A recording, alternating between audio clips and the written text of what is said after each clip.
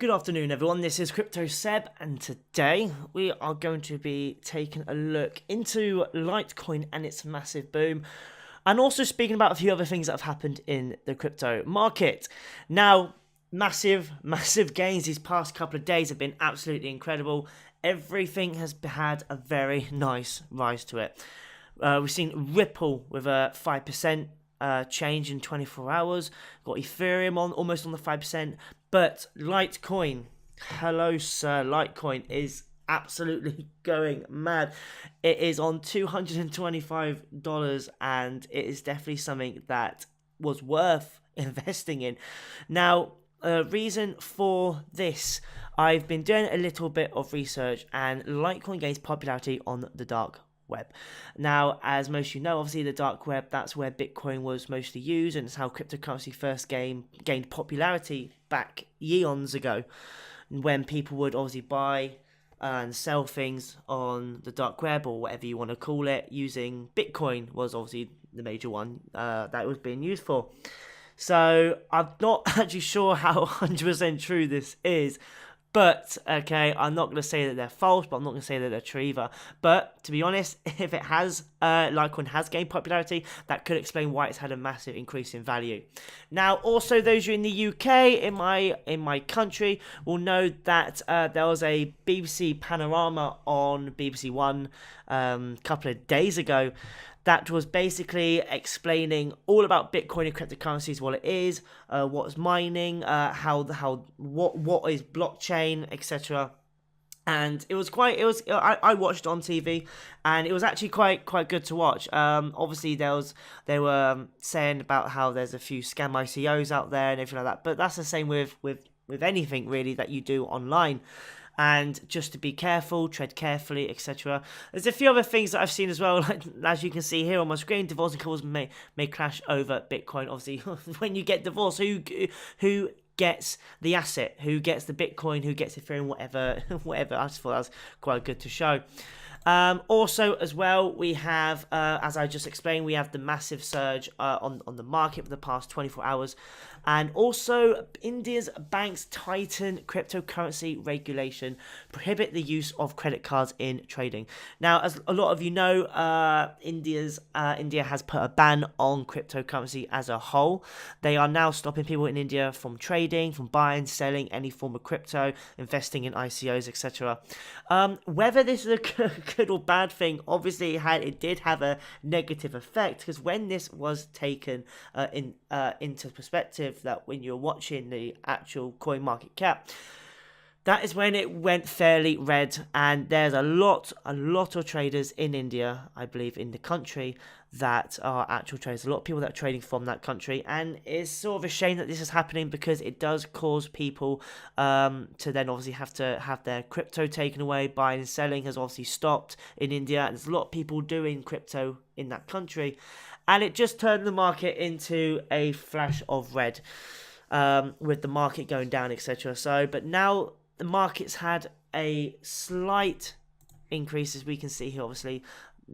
Big gains. Ethereum Classic, but that's only gone down by literally 0.37%. My next venture, Neo, I'm not going to buy Neo at the moment. It is obviously at a high. Need to wait for it to drop, maybe down to about $110, $105, possibly even $100, and then hopefully buy some more Neo. Also, guys, Western Union is testing Ripple and XRP for money transfers. Now, I did not see this coming.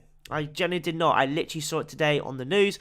It literally says here, you can add Western Union to the growing list of banks and financial institutions that are test driving Ripple, the blockchain company trying to become the go-to service for global money transfers.